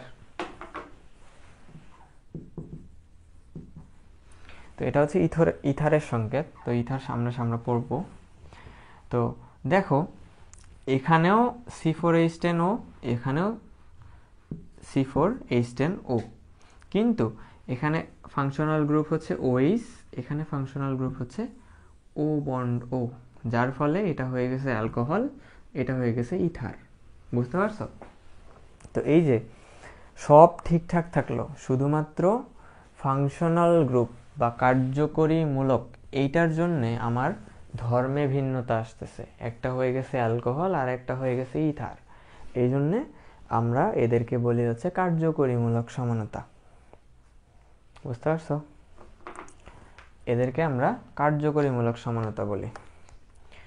তো আমি কিছু সংকেত লিখে দিচ্ছি, যেমন এখানে বললাম যে CnH2n+2O এই টাইপের যদি কিছু থাকে সেটা অবশ্যই অ্যালকোহলও হবে, আবার ইথারও হবে। এরকম কিছু সংকেত, কমন সংকেত আছে যেগুলো হচ্ছে একসাথে কাজ করে। তো এই টাইপের কিছু সংকেত লিখে দিচ্ছি তোমাদের, যেগুলো হচ্ছে তোমাদের এক্সামে কাজে লাগবে। যেমন এই যে আমি হচ্ছে সংকেত দেখেই বলে দিলাম যে এটা থেকে অ্যালকোহল হইতে পারে অথবা ইথার হইতে পারে। তো ওই অনুযায়ী কিন্তু আমি স্ট্রাকচার আঁকাইছি। তো এরকম আমাদের সংকেত দেখে চিনতে হবে। তো মনে করো আমাদের এইরকম দেওয়া আছে CnH2n, এটা হচ্ছে কি বলতো, অ্যালকিন না? অ্যালকিন হইতে পারে, যেহেতু অ্যালকিনের সংকেত তো অ্যালকিন তো হবেই। তো অ্যালকিনের সাথে আরেকটা জিনিস হইতে পারে, সেটা হতে পারে সাইক্লিক অ্যালকেন। সাইক্লিক অ্যালকেন কি? তো ওই যে গতদিন সাইক্লিক কম্পাউন্ড পড়েছিলাম না, যে অ্যালিফ্যাটিকের দুইটা পার্ট, একটা হচ্ছে মুক্ত শিকল আর একটা হচ্ছে বদ্ধ শিকল বা ওপেন চেইন, আর একটা হচ্ছে ক্লোজড চেইন। তো তুমি যদি কোনোভাবে অ্যালকিনটাকে, মনে করো একটা অ্যালকিনের চেইন আছে, এরকম একটা চেইন আছে, তো ওই চেইনটাকে ঘুরাই এরকম জোড়া লাগায় দাও, তাহলে সেটা চক্র হয়ে যায় না, একটা সাইকেল হয়ে যায় না? তো এই সাইকেলিক হয়ে যাওয়ার পর ওর ডাবল বন্ড যেটা থাকে ওইটা ব্রেক হয়ে যায়। ব্রেক হয়ে যায় বলাটা ভুল হবে, কারণ তোমার হচ্ছে জিনিসটা তৈরি হয় ওইভাবে। তো এটা যখন মানে তুমি মনে করো এরকম আছে একটা লম্বা চেইন, তুমি ওটাকে ঘুরে যখন এরকম জোড়া লাগাইতেছো, তখন একটা হাইড্রোজেন মানে এই যে জয়েন হওয়ার জন্য মানে বাইরে চলে যেতে হয়। ওই জন্যে তোমার হচ্ছে একটা বা দুইটা হাইড্রোজেন অ্যাকচুয়ালি। তো যখন আমরা এই যে ঘুরায় এনে আবার এই যে জোড়া লাগাইতেছি, তো এটা চক্র হয়ে যাচ্ছে। কিন্তু এটা হাকেল রুল মানে না। আমরা যখন হাকেল রুল পড়বো তখন বুঝতে পারবো যে এটা হাকেল রুল মানে না, ওই জন্য এটা হয়ে যায় সাইক্লিক অ্যালকেন। কারণ কি, এর মধ্যে শুধুমাত্র একক বন্ধন আছে। এক্সাম্পল স্বরূপ দেখাইতে পারি, এটা হচ্ছে সাইক্লোহেক্সেন, এটার নাম হচ্ছে সাইক্লোহেক্সেন। তো CnH2n থাকলে এটা হইতে পারে। তারপর যদি এরকম থাকে, মনে করো CnH2n-2,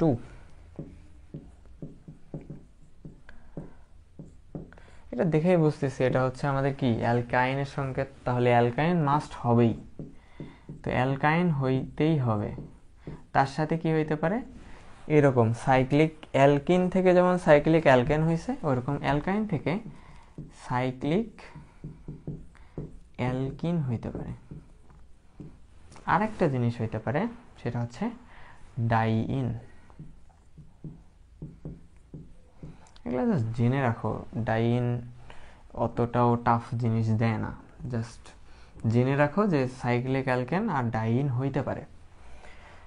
তারপর আমাদের সংকেত যদি এরকম হয়, মনে করো CnH2nO,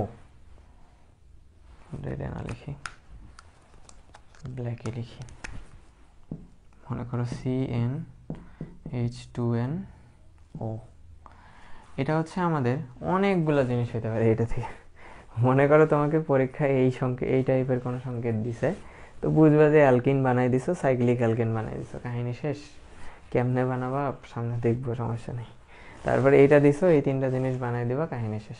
কিন্তু এই বান্দারে যদি দেয়, যদি ভুলেও যদি এই বান্দারে দিয়ে দেয়, এই স্ট্রাকচার দিয়ে দেয়, বুঝবে যে তুমি ওখানে শেষ। কারণ কি, এটা দিয়ে অনেক জিনিস হইতে পারে। প্রথমত কি হইতে পারে, এটা হচ্ছে অ্যালডিহাইড কিটোনের সংকেত, গতদিন দেখাইছিলাম। তাহলে অ্যালডিহাইড মাস্ট হবে, অ্যালডিহাইড হবে প্লাস কিটোন হবে। তো অ্যালডিহাইড কিটোন তো হইল। তারপর আরও কি কি হইতে পারে, এটা সাইক্লিক অ্যালকোহল হইতে পারে।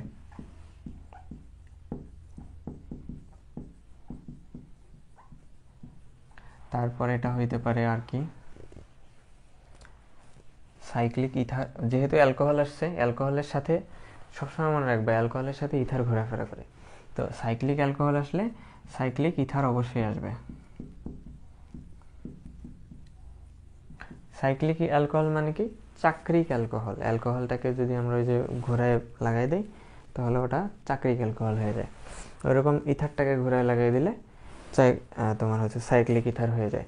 তারপর এখানেই সে থেমে থাকে না, আরও জিনিস তৈরি করে, ইনল তৈরি করে। ইনল মানে হচ্ছে দ্বিবন্ধনযুক্ত অ্যালকোহল। ইন মানে হচ্ছে অ্যালকিন, সরি অ্যালকোহল, হ্যাঁ ঠিকই আছে। ইন মানে হচ্ছে অ্যালকিন, অল মানে হচ্ছে অ্যালকোহল। তো ইন মানে হচ্ছে দ্বিবন্ধন আর অল মানে হচ্ছে অ্যালকোহল, তার মানে দ্বিবন্ধনযুক্ত অ্যালকোহল সে তৈরি করতে পারে। তারপর এখানেই থেমে থাকে না, আরও তৈরি করতে পারে হচ্ছে, আর কিছু কি তৈরি করে না, এ বান্দা এখানেই থেমে গেছে। তো এতগুলো জিনিস সে তৈরি করতে পারে।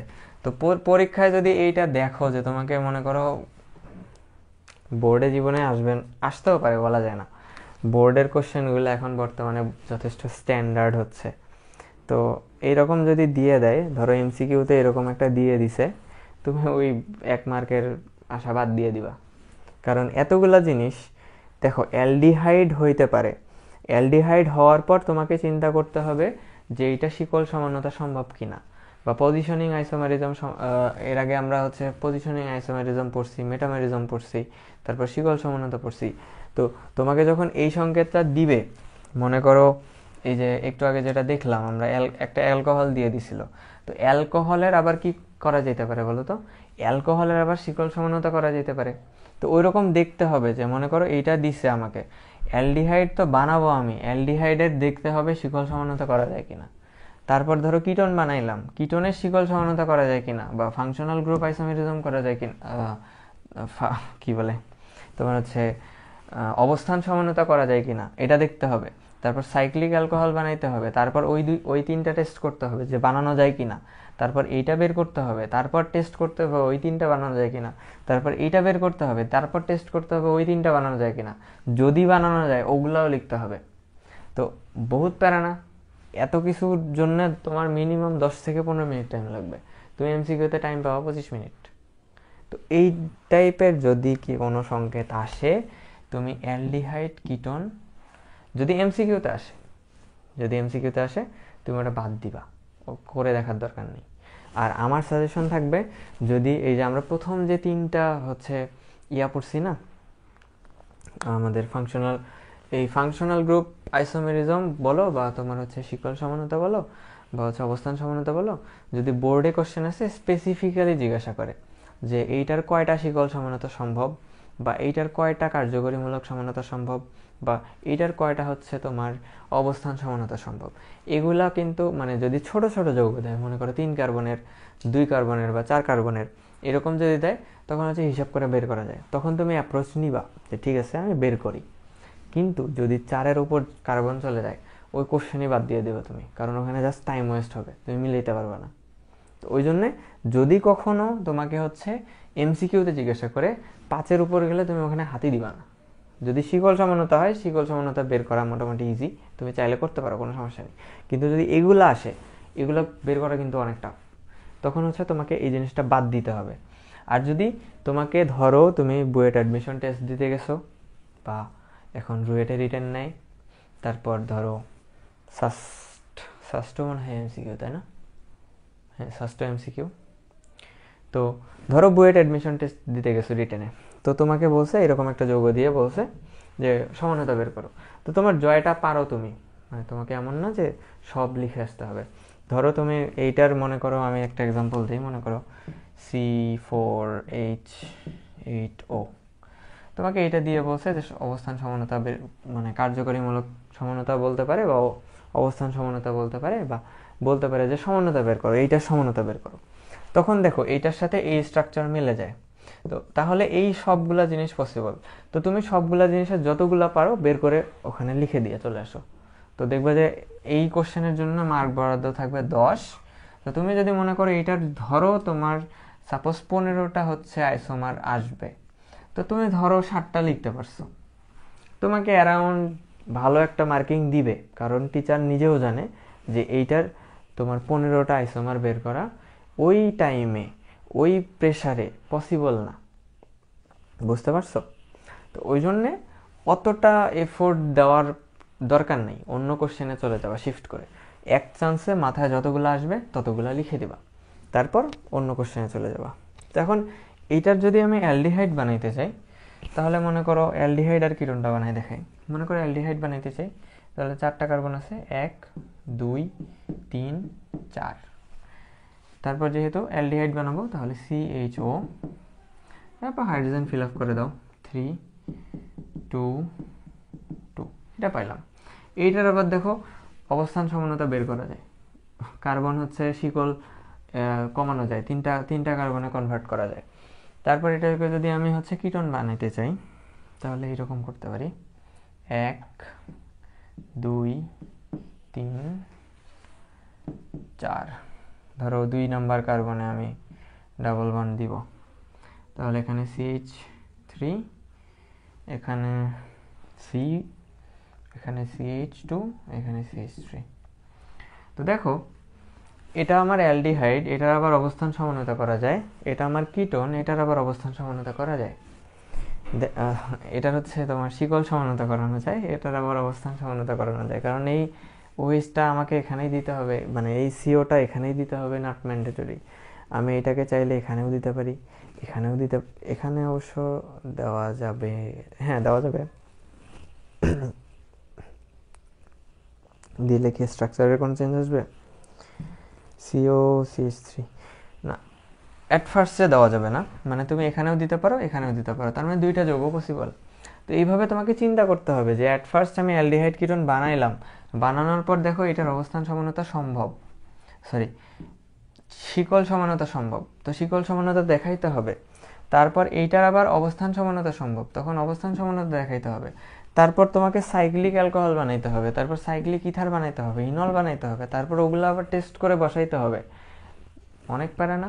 তো এক চান্সে যতগুলা পারবা লিখে দিয়ে চলে আসবা, ওখানে দেখবা যে একটা ভালো পার্শিয়াল মার্ক তোমাকে দিয়ে দিবে, ফুল মার্ক দিবে না, একটা ভালো পার্শিয়াল মার্ক। ধরো যদি ম্যাক্সিমাম লিখে আসতে পারো 10-এর মধ্যে 7 দিয়ে দিবে বা 8 দিয়ে দিবে, এরকম। কারণ টিচাররাও জানে যে এই টাইপের যে কোশ্চেন ফুল অ্যান্সার করা পসিবল না। ঠিক আছে? এখন কথা হচ্ছে ভাইয়া তাহলে এত জিনিস পড়তেছি কেন? পড়তেছি একটাই কারণে, যে এখান থেকে বোর্ডে সৃজনশীল আসে। বোর্ডে যখন সৃজনশীল আসে তখন হচ্ছে তোমার এত পেঁচায় না, এই যে এত জিনিস পড়তেছি, এই যে বোর্ডে দেখো কত কিছু লিখে রেখেছি, এত পেঁচাবে না। বোর্ডে দেখবা যে সর্বোচ্চ 4 কার্বন পর্যন্ত দিয়ে রাখে, তো 4 কার্বন পর্যন্ত বের করা তো ইজি। তো ওই জন্যে আমাদের এই বেসিকটা বা এই নলেজটা তোমার হচ্ছে যখন আমরা সিকিউ সলভ করতে যাব, তখন সিকিউ এর উদ্দীপক যখন পড়তে যাব তখন কাজে লাগবে। বুঝতে পারছো? আচ্ছা, এখানে অনেক বকবক করছি, লাস্ট আজকে যে জিনিসটা পড়ায় ক্লাস শেষ করব সেটা হচ্ছে এই ফাংশনাল গ্রুপের একটা স্পেশাল টাইপ আছে, সেটা হচ্ছে টোটোমারিজম। টোটোমারিজম তোমরা নাম শুনছো মোস্ট প্রবাবলি।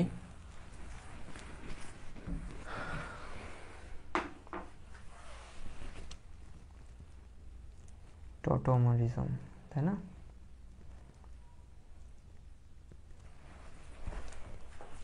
একটা এক্সাম্পল দিলে বুঝতে পারবে যে এটা নাম শুনছো তোমরা। তো এখন আমরা পড়তেছি হচ্ছে টোটোমারিজম। এটা কি? এটা হচ্ছে special type of functional group isomerism, মানে ফাংশনাল গ্রুপ আইসোমেরিজমের একটা স্পেশাল টাইপ। এটা special type of functional group isomerism. এটা একটা গতিশীল সমানতা, এটা অনেক সময় খ নম্বরে জিজ্ঞাসা করে, এটা এমসিকিউ এর জন্য মনে রাখবা। আর এটা খ নম্বরে জিজ্ঞাসা করে, এটা হচ্ছে গতিশীল সমানতা। কেন গতিশীল একটু পর ব্যাখ্যা করতেছি। সমানতা, এই জন্য এটাকে ডায়নামিক আইসোমেরিজম বলা হয়। ডায়নামিক মানে হচ্ছে গতিশীল, তো এটাকে বলা হয় ডায়নামিক আইসোমেরিজম। এটা অনেক সময় খ নম্বরে ব্যাখ্যা করতে পারে, বলতে পারে। তো একটা এক্সাম্পল দিয়ে ব্যাখ্যা দিতে হয়। তো এক্সাম্পলটা আমরা দেখি। তো আমরা হচ্ছে একটা কি নিয়েছিলাম, কিটোন নিয়েছিলাম, CH3 C ডবল বন্ড ও CH3। তো এটাকে আমরা বলতেছিলাম কি হয়েছে, যে এটার মধ্যে কি হইতো, এখানে যে ডাবল বন্ডটা আছে, ডাবল বন্ডের একটা এইদিকে চলে আসে, যে কোনো একদিকে মিথাইল গ্রুপে, যেহেতু দুই পাশেই মিথাইল গ্রুপ আছে, যে কোনো একদিকে যাইতে পারে, আমরা কনসিডার করলাম এই পাশে। তো যদি লম্বা চেইন হইতো, যে পাশে মিথাইল গ্রুপ থাকে ওই পাশে নর্মালি শিফট হয় আর কি। এটা নট ম্যান্ডেটরি যে ওই দিকেই শিফট হইতে হবে, এটা আমি বললাম নর্মালি শিফট হয়। তো এইদিকে ডাবল বন্ড যদি সরে, তাহলে এখান থেকে একটা হাইড্রোজেন এই দিকে উল্টা দিকে সরবে, তাহলে বন্ড যেদিকে সরবে হাইড্রোজেন তার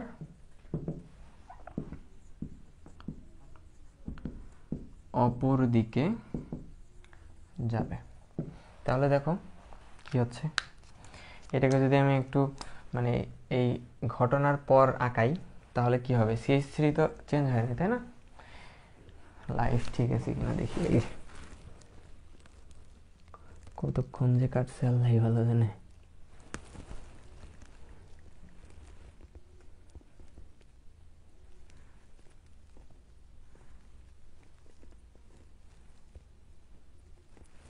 আচ্ছা দেখো, CH3 ঠিক আছে, তাহলে CH3 লিখতেছি। এখানে একটা অ্যারো দেওয়ার কারণ আছে, তো CH3 দিলাম। এখানে দেখো কার্বন আছে, কার্বন দিলাম। ও একটা বন্ড এই পাশে চলে গেছে, তাহলে থাকবে না, তাহলে ও এখান থেকে একটা হাইড্রোজেন আসছে, তো হাইড্রোজেন দিয়ে দিলাম।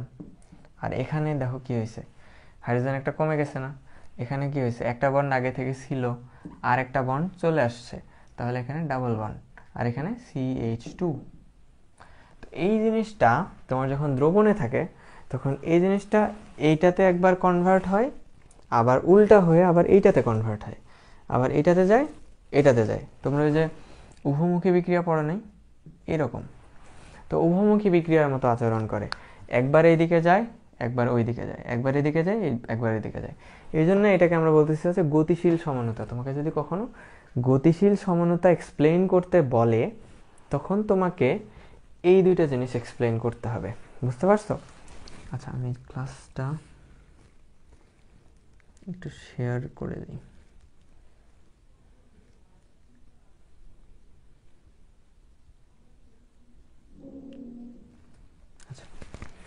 গতিশীল সমানতা কেন বলতেছি, কারণ একবার এদিকে যাইতেছে, একবার এদিকে আসতেছে, একবার এদিকে আসছে, একবার এদিকে। তো মনে রাখার উপায় কি, বন্ড যেদিকে সরবে হাইড্রোজেন তার অপোজিট দিকে যাবে। তুমি বন্ড এই দিকেও সরাইতে পারতা, তখন হাইড্রোজেন এই দিকে যাইতো, বুঝতে পারছো? তো এখন এইটার একটা নাম আছে, দেখো তো, এটা একটা কিটোন না, এটা হচ্ছে একটা কিটোন। আর এটা হচ্ছে দেখো দ্বিবন্ধন আছে, আবার OH মূলক আছে। এটার জন্য আমরা বলতে পারি অ্যালকিন, এটার জন্য আমরা বলতে পারি অ্যালকোহল। তাহলে ওই যে একটু আগে বলছিলাম ইনল, মানে দ্বিবন্ধনযুক্ত অ্যালকোহল, তো এটাকে বলা হয় ইনল। তো এটাকে বলা হয় কিটোন, এটাকে বলা হয় ইনল। তো এরা টটোমেরিজম যখন শো করে, তখন এই টটোমেরিজমটাকে বলা হয় কিটো ইনল টটোমেরিজম।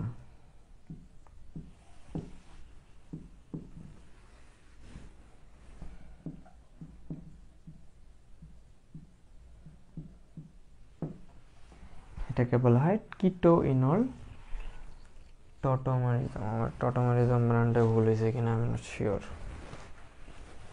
আচ্ছা, এখানে টিএইউ হইতে পারে, টিওইউ হইতে পারে, আমি শিওর না, কিন্তু এটার নাম হচ্ছে কিটো ইনল টটোমেরিজম। যখন হচ্ছে কিটোন আর ইনল এরকম কনভার্সন করতে থাকে, এটা সম্ভবত এ হবে, তাই না? টটোমেরিজম। তো দেখো কি হইল, ডাবল বন্ড ছিল, একটা বন্ড এদিকে সরতেছে, হাইড্রোজেন তার উল্টা দিকে সরতেছে। এই জিনিসটা আবার কি করতেছে, ব্যাক বন্ডিং হইতেছে, মানে উল্টা কাহিনী হইতেছে। এই ডাবল বন্ড এদিকে যাচ্ছে, তখন আবার এই হাইড্রোজেন এদিকে আসতেছে, তখন এই জিনিসটা পাওয়া যায়। এটা কন্টিনিউয়াসলি রিপিটেড হইতে থাকে, এরকম চলতেই থাকে। ওই জন্য আমরা বলতেছি এটাকে ডায়নামিক আইসোমেরিজম বা গতিশীল সমানতা। যদি খ নম্বরে আসে, এইটা দিয়ে ব্যাখ্যা দিবা, বুঝতে পারছো? সুন্দর করে ডিসক্রাইব করে ব্যাখ্যা দিবা। আর এটা যেহেতু কিটোন আর ইনল, এই জন্য আমাদের এই সমানতাকে বলা হচ্ছে কিটো ইনল টটোমেরিজম বা কিটো ইনল সমানতা। কিটো মানে কিটো ইনল টটোমেরিজম নামেই কমনলি পরিচিত। দেখবে এটা বোর্ডে বহুবার আসছে যে এই কিটো ইনল টটোমেরিজম দেখাও। আর এই চিহ্নটা দিতে ভুলে যাও না, কারণ এইটা বোঝাচ্ছে যে এটা একবার এপাশে আসতেছে, একবার এপাশে যাচ্ছে, এরকম, বুঝতে পারছো? তো আমাদের 2D হচ্ছে শেষ। 2Dর যে 5টা ধাপ, 5টা ভাগ ছিল, 5টা ভাগ শেষ করে ফেললাম। নেক্সট দিন আমরা 3Dতে ঢুকবো। তো 3D একটু টাইম লাগবে, কারণ 3Dর 2টা পার্ট আছে। একটা হচ্ছে তোমার স্ট্রাকচারাল, আর একটা হচ্ছে তোমার তোমার আলোক সক্রিয়তা। একটা তোমার 3Dর স্ট্রাকচারের ভিন্নতার কারণে তোমার সমানও হইতে পারে, আবার আলোর উপর ওর কেমন প্রভাব পড়তেছে এইটার উপর বেস করে তোমার হচ্ছে আরেকটা সমানও হইতে পারে। তো এই দুইটা আমরা হচ্ছে পড়বো, নেক্সট ক্লাসে পড়বো। এই ক্লাসটা হয়তো বা আমি ফ্রিতে নিব না, এটা হয়তো বা পেইড ব্যাচেই নিব। তো এত দূর পর্যন্ত আশা করি বুঝতে পারছো। তো এই 5টা জিনিস আবারও বলতেছি, যে এই 5টা জিনিস আমরা আসলে কেন পড়লাম। একটু আগে আমি তোমাদের বলছিলাম যে এই যদি এমসিকিউ অথবা হচ্ছে রিটেন এক্সামে আসে, মানে যেখানে তোমাকে একটা সংকেত দিয়ে অনেকগুলো সমানু বের করতে বলছে, তখন তোমার মানে একটু সেফ গেম খেলতে হবে, যে একটু সাবধানে খেলতে হবে, টাইম ওয়েস্ট করা যাবে না। তোমার মাথায় ইনস্ট্যান্ট যতগুলো আসে ততগুলো তোমাকে ওখানে ব্যাখ্যা করে বলে দিয়ে আসতে হবে। কিন্তু আমাদের এইটা পড়তেছি কেন, এটা পড়ার রিজন হচ্ছে এই জিনিসগুলা, এই তোমার সমানতা, যেমন এই গতিশীল সমানতাটা, তারপর হচ্ছে তোমার শিকল সমাণু, অবস্থান সমাণু, তারপর মেটামরিজম, টটোমেরিজম পড়লাম, তারপর হচ্ছে ফাংশনাল গ্রুপ। এগুলা দিয়ে বোর্ডে হচ্ছে সৃজনশীলের উদ্দীপক সাজায়, যেখানে হচ্ছে 3 কার্বন বা 4 কার্বন এরকম দিয়ে রাখে। তো ওই 3 কার্বন বা 4 কার্বন ডিকোড করা কিন্তু ইজি। তো ওই জন্য আমাদের এই জিনিসগুলো পড়তে হয়। আর এক্সট্রা করে যেগুলো পড়াইলাম এগুলো এমসিকিউ এর জন্য মনে রাখিও জাস্ট, তাহলেই হবে। আর যখন আমি সৃজনশীল প্র্যাকটিস করাবো তখন দেখবা, আর অথবা এখনই গাইড খুলে দেখতে পারো, যে এই যে এখনই হয়তো বুঝবা না, কারণ সিস্ট্রান্স সমাণু দিয়েই বেশিরভাগ তোমার হচ্ছে উদ্দীপক সাজায়। সিস্ট্রান্স নেক্সট দিন পড়াবো। তো এগুলা হচ্ছে তোমার উদ্দীপকে দিয়ে রাখে, তো উদ্দীপক থেকে ওখানে ডিকোড করতে হয় যে আমার কোন যৌগটা তৈরি হচ্ছে, তখন ওই যৌগের উপর ভিত্তি করে গ ঘ নাম্বারের কোশ্চেন হয়। ওই জন্য আমাদের সমান্তরাল পড়তে হয়, ঠিক আছে? তো আজকের ক্লাস এখানেই শেষ, আশা করি বুঝতে পারছো।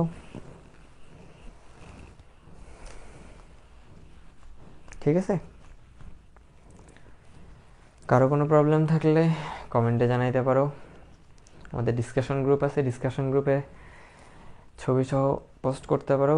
বইয়ের কোনো প্রবলেম থাকলে, বই পড়তে কোনো প্রবলেম হইলে, বা অন্য কোনো সোর্সে কোথাও যদি বুঝতে কোনো সমস্যা হয় গ্রুপে দিতে পারো, অথবা তারপরেও যদি সলিউশন না পাও ইনবক্স করতে পারো, কোনো সমস্যা নেই, ঠিক আছে? আর এই কোর্সের এইটাই মানে ফ্রি ক্লাস, এর পরেরগুলো আমি প্রাইভেট গ্রুপে নিব ইনশাল্লাহ, ঠিক আছে? তো সবাই ভালো থাকিও। আসসালামু আলাইকুম এভরিওয়ান।